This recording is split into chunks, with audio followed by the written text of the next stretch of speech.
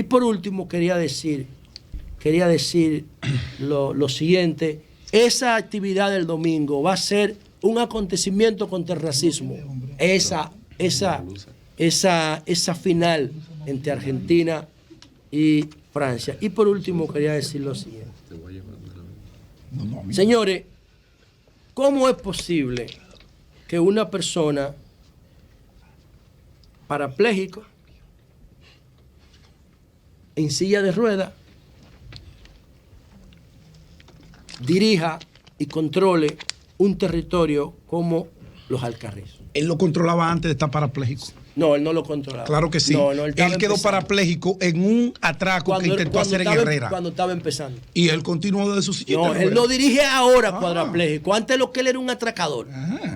Él lo hirieron. La condición física en que quedó lo dejó dirigiendo de la silla de ruedas. No. Bueno, eso yo respeto tu opinión. Pero claro. Cuando lo que yo he investigado no me dice eso. Okay. Lo que yo he investigado, según la teoría de la ventana rota, que era una de las bases fundamentales de Rudolf Giuliani en Nueva York, es que cuando tú abandonas un territorio, cuando la autoridad abandona un territorio, lo coge el crimen. Eso sí se puede probar. Entonces, ¿por qué este tipo, Papo Trenza, dirigía los Alcarrizos? Porque desde que lo dirigía. Es más, ¿cómo se llama? Junior, el alcalde de allá.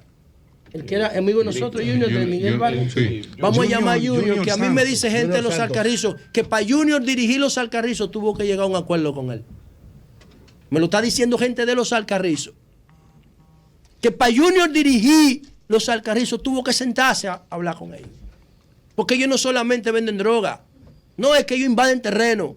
Es que ellos cobran peaje a los negocios. Cobran peaje a los negocios. Es más, ni siquiera las centrales sindicales del transporte habían podido. ¿Tú sabes a quién le cobraban peaje? A propósito de lo que tú dices. ¿A quién le cobraban peaje? Ese día hasta que llegó una gente ahí que enfrentó eso al hospital. A una institución del gobierno, esa banda le cobraba peaje. Entonces, yo le pregunto... Para permitirle operar, para no hacerle rebú. El hermano de ese parapléjico tenía un control de esa estructura criminal. Luego de situaciones, el parapléjico, cuando quedó en esa condición, que ya tenía el control de la estructura, con todo respeto al compañero José, que sabe que le respeto siempre su opinión, pero el choque siempre es interesante de ideas, y las informaciones, el cruce. Quedó, como ya no podía operar, dirigiendo la estructura desde su silla de ruedas. No era un santo, adelante, hermano. No, yo no estoy diciendo eso. Yo lo que me pregunto es si somos un Estado de Derecho. Julio citaba una obra que es un poco grotesca, pero que define lo que yo quiero resaltar aquí. Julio citaba ayer el Leviatán de Thomas Hobbes. ¿Ustedes saben por qué Thomas Hobbes le llama el Leviatán a su obra? ¿Saben? Julio, dile por qué. No, dilo tú. Dilo tú, para que ellos entiendan lo que yo quiero decir, porque es que yo no sé cómo Julio, dilo, ¿por qué? No, porque yo entiendo que él lo que está hablando es del predominio del Estado, claro. ¿No? De la fuerza del Estado. ¿Qué es lo que el predominio del Estado? La presencia del Estado para Thomas Hobbes es como un monstruo. Sí, claro. De los fondos marinos, que todo el mundo tiene que temerle. Sí. Obviamente, ese temor, si somos civilizados, va a ser un temor institucional, un temor a las consecuencias.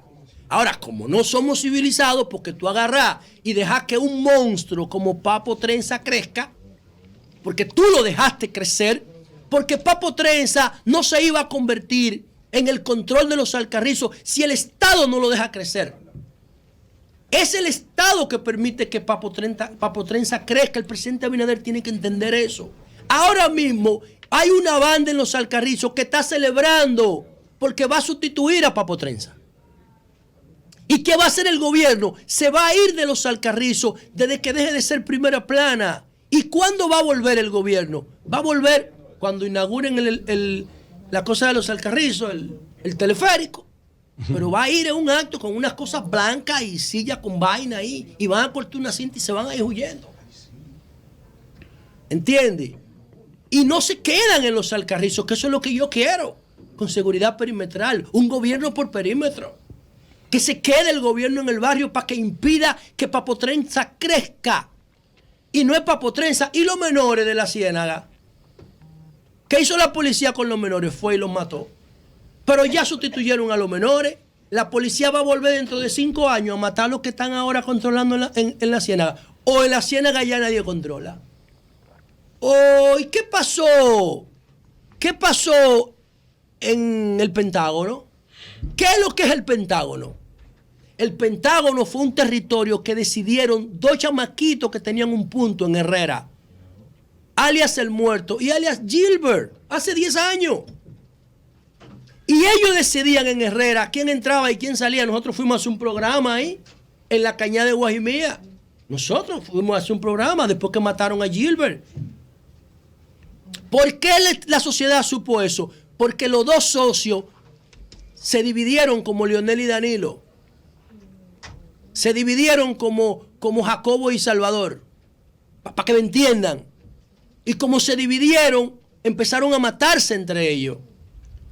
Y en ese pleito de matarse entre ellos, como Leonel y Danilo, mataron como 10 inocentes. ¿Y qué hizo la policía? Intervino. Gilbert mató a alias El Muerto y la policía mató a Gilbert. Pero dejó de operar la estructura en Herrera. No. Fue sustituida por otros grupos. Muñecón en Villamella, en el Tamarindo. No es verdad que fue por una herencia, eso es mentira. Eso es una estructura de droga que hay que controla esa zona. Entonces, ¿cómo es posible que tenemos una estructura controlando la Ciénaga, una estructura controlando Guajimía, una estructura controlando Villamella, una estructura controlando los Alcarrizos? ¿Y el Estado qué controla? El Estado que controla. Entonces, cuando Julio habla del Leviatán, de Tomahawk, se refiere a ese miedo que el Estado tiene que generar en la persona cuando tienen cuando se enfrentan al dilema de violar o no la ley. Los chamaquitos de los barrios tienen un incentivo permanente para convertirse en criminales, porque nadie los detiene cuando están empezando, porque el gobierno no está ahí. ¿Y cuál es la respuesta? ¿Salir a matarlos? Ni el gobierno ni los padres. Salir a matarlos. Los padres no. Hay 1 millón de madres solteras en que República yo soy responsable a mis hijos. Oye, hay 1 millón de madres solteras. Pero está bien, pero el gobierno, aunque tiene que darle una respuesta, no es el culpable de que Lea tenga un hijo y el marido se le vaya. No, el gobierno es culpable de que cuando ese niño... Ni que la mamá no se plante. Pero el gobierno sí es culpable. El gobierno sí es responsable de que cuando ese niño se convierte en nini, el gobierno tiene que intervenirlo. La Constitución dice que la educación es obligatoria. Sí, pero si el papá, obligatoria. El gobierno te pone la escuela, el papá no le da la gana de llevar lo que hace el gobierno. Y ahora tú no te atreves a caminar con tu esposa agarrado de mano por el conde. No me atrevo. Por eso, que por esa falta de compromiso del gobierno, estoy de acuerdo. por no prevenir el crimen que sacaron organizado. Todos los elementos culturales de los barrios deportivos y lo dejaron a miren, su suerte. Señores, yo ahorita, cuando yo me crié lo que yo te envío. Y yo me crié en un callejón de Cristo Rey. Yo en el día de ayer me sentí muy mal porque yo tengo en Twitter, solamente en Twitter tengo casi 200,000 seguidores y yo pienso que son gente crítica, además lo que ven en los posts de uno que no siguen a uno. Yo pongo una encuesta en Twitter donde yo pregunto que si la policía debe detener los intercambios de disparos, como pide la Comisión de los Derechos Humanos. Miren el maldito resultado de esa mierda de encuesta. Y eso que la pregunta la formulaste mal. Exacto. Ajá, mal, sí, porque la Constitución, ¿qué es lo que dice? No, porque ya tú estás predispuesto, ya tú le estás poniendo intercambio de disparos. ¿Y cómo le dicen ellos? ¿Cómo le dicen ellos? No. La persecución de la delincuencia. La policía es la que define eso. Eso lo cree ellos. La persecución de la delincuencia. No, es verdad. No, porque perseguir la delincuencia es una cosa. Sí, pero no, es verdad. Ahora, razón. yo pude haber dicho matanza. Porque lo de los alcarrizos que yo dije en principio, eso parece un intercambio de disparos, pero una banda. Razón, todo el mundo sabe que no fue un intercambio de disparos. Todo el mundo lo sabe que no fue un intercambio de disparos. Fue una matanza violatoria de la Constitución. La que cometían ellos. También. Pero los dos. Entonces los dos son delincuentes. No. Hay una matanza buena y una mala. La policía mató a los ladrones. En el interés de protegerme a mí. El Estado en el interés de protegerme a mí. El que está aplicando la ley no es delincuente. Exactamente. El Estado en el interés de proteger la mayoría. Déjame la encuesta ahí, por favor. La inmensa mayoría. Tiene que hacer. Ahora, el Estado no puede garantizarme de todas formas. El Estado no puede actuar como los delincuentes. El Estado no puede actuar como los delincuentes porque está violando la Constitución. ¿Y si los delincuentes le dispararon ahí al Estado? ¿Cómo tú lo sabes? ¿Dónde están los videos? Bueno, ¿y por qué enseña los videos? ¿Por qué no enseñan los videos? ¿Por qué tú confías en la versión de la autoridad? Porque está muerto. Ajá. ¿Cuántos policías? Los vecinos han salido todos a defender lo que hizo la policía. No, yo no confío en el prontuario. ¿Y los vecinos no son víctimas de la pandilla? Bueno. Hay que por ahí entonces. ¿Y qué hizo la policía? No, ¿por qué la policía permite que la pandilla crezca? Pero no, es que siempre va a haber ese desafío. ¿Quién dijo? Pero la autoridad oye, en Nueva York no pasa. En Europa no pasa. Ustedes se conforman con eso. Había que pedir permiso hasta para patrullar. Oye, podemos patrullar. Oye, yo quisiera que cuando podemos pasar por ahí. Yo quisiera que cuando Steve Jobs y mi maldito impuesto porque yo lo pago. Los malditos no oye bien.